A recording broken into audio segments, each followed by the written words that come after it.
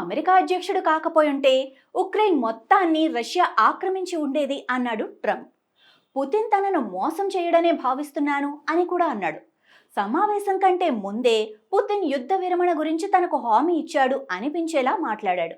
సమావేశానికి ముందు ట్రంప్ చాలా మాటలు చెప్పాడు. సమావేశం ముగిశాక విలేకరులకు సమాధానం కూడా చెప్పకుండా వెళ్లిపోయాడు. 3 గంటల సమావేశం తర్వాత విలేకరుల ప్రశ్నలకు పుతిన్ స్పందించినంత కూడా ట్రంప్ స్పందించలేదు. అలస్కాలో ట్రంప్ పుతిన్ల సమావేశం గురించి ప్రపంచమంతా ఎదురు చూసింది. వారిద్దరి సమావేశంలో రష్యా ఉక్రెయిన్ యుద్ధం గురించి, ముఖ్యంగా కాల్పుల విరమణ నిర్ణయం జరుగుతుంది అని ఆశించిన ప్రపంచ దేశాలు నిరాశకు గురయ్యాయి. యూరోపియన్ దేశాలు మరింత నిరాశకు గురయ్యాయి. రష్యా నుండి భారతదేశం చమురు కొనటం వల్లనే ఉక్రెయిన్ మీద రష్యా యుద్ధం చేయగలుగుతుంది అని ఆరోపించిన ట్రంప్ పుతిన్ను మాత్రం నిలదీయలేకపోయాడు. భారతదేశం రష్యా నుండి ఆయిల్ కొనటం ఆపకుంటే సుంకాలకు పెనాల్టీ కూడా విధిస్తానని బెదిరించిన ట్రంప్ రష్యాను మాత్రం బెదిరించలేకపోయాడు. సమావేశానికి ముందే ట్రంప్కు పుతిన్ తన ప్రతిపాదనలకు అంగీకరించడు అని అర్థమైనట్లే ఉంది. రష్యాకు ఉక్రెయిన్కు మధ్య ఉన్న ప్రధాన సమస్యే నాటో దేశాల సమాఖ్యలో ఉక్రెయిన్ చేరటం. ఈ సమస్యను పరిష్కారం చేయాలంటే ఉక్రెయిన్ అధ్యక్షుడు కూడా సమావేశంలో ఉండాలి. యూరోపియన్ దేశాల ప్రాతినిధ్యం లేకుండా ఈ సమస్యకు పరిష్కారం ట్రంప్ ఒక్కడే ఎలా చేయగలడో ప్రపంచ దేశాలకు అర్థం కాలేదు. భారతదేశంపై సుంకాల బెదిరింపు వల్లనే పుతిన్ చర్చలకు వచ్చాడు అన్న ట్రంప్ సమావేశం తర్వాత మాత్రం ఇవేవీ మాట్లాడలేదు. అయినా తన దేశం అమెరికాకు ఎవ్వరూ రాకుండా వీసా నిబంధనలు మారుస్తూ ఉండే ట్రంప్కి ప్రపంచంలో ఉన్న సమస్యలపైన మాట్లాడే నైతిక అర్హత లేదనే చెప్పాలి. పెద్దన్నలా గౌరవం పొందాలంటే పెద్దన్నలా ప్రవర్తించాలి. కానీ ట్రంప్ మాత్రం బెదిరింపులతో తాను అనుకున్నది సాధించాలి అనుకుంటాడు. ట్రంప్ గురించి ఏది ఊహించలేం. ట్రంప్ పుతిన్ సమావేశం ఎటువంటి ఫలితాలను చూపించలేకపోయింది అనటానికి తాజా ఉదాహరణగా అలస్కాలో చర్చలు జరుగుతున్న సమయంలో కూడా రష్యా ఉక్రెయిన్లు పరస్పరం దాడులు చేసుకుంటూనే ఉన్నాయి. పుతిన్తో చర్చలు ముగించిన ట్రంప్ ఇప్పుడు జెలెన్స్కీతో వాషింగ్టన్లో చర్చలకు సిద్ధపడ్డాడు. జెలెన్స్కీతో పాటు యూరోపియన్ దేశాల ప్రతినిధులు కూడా ఈ సమావేశంలో పాల్గొన్నారు. రష్యా ఉక్రెయిన్ మధ్య ప్రధాన సమస్య అయిన ఉక్రెయిన్కు నాటో సభ్యత్వం విషయంలో పుతిన్ రాజీ పడేలా లేడు. ఉక్రెయిన్ నాటో దేశాల సభ్యత్వం తీసుకుంటే రష్యా భద్రతకు ముప్పు అని రష్యా భావన. అందులో వాస్తవం లేకపోలేదు. ఉక్రెయిన్లో అమెరికా రక్షణ వ్యవస్థకు సంబంధించిన దళాలు ఉండటానికి కూడా పుతిన్ అంగీకరించేలా లేడు.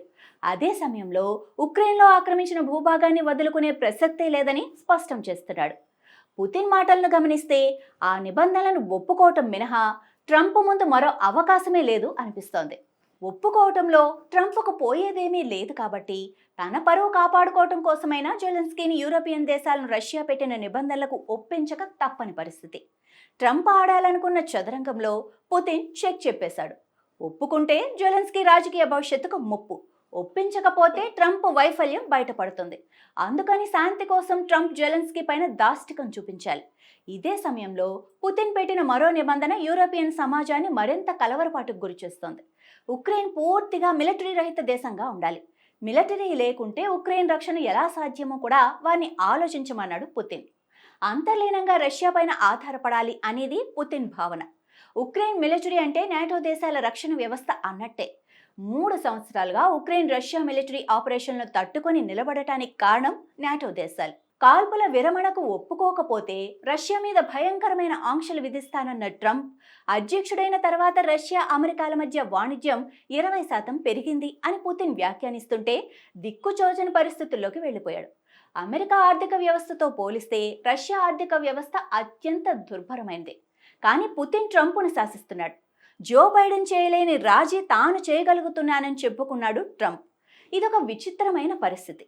ఈ వ్యవహారం మొత్తంలో సంతోషించదగ్గ ఒకే ఒక్క విషయం, రష్యా ఉక్రెయిన్ యుద్ధం ముగిసే దిశగా అడుగులు పడుతున్నాయి.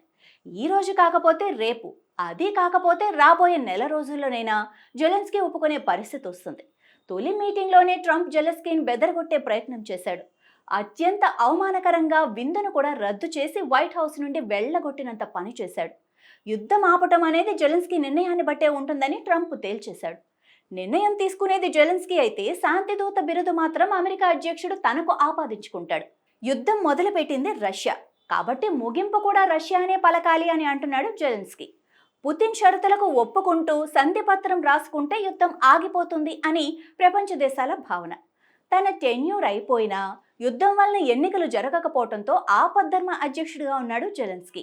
అలాంటప్పుడు అతను సంతకం చేసినా ఆ సంధి పత్రం చెల్లదని పుతిన్ అభ్యంతరం చెప్పినా ఆశ్చర్యపడాల్సిన పని లేదు. ఏది ఏమైనా ఈ యుద్ధం ఆగకపోతే రెండు దేశాల ప్రజలతో పాటు యూరోపియన్ దేశాలు కూడా సంతోషిస్తాయి అనేది నిజం.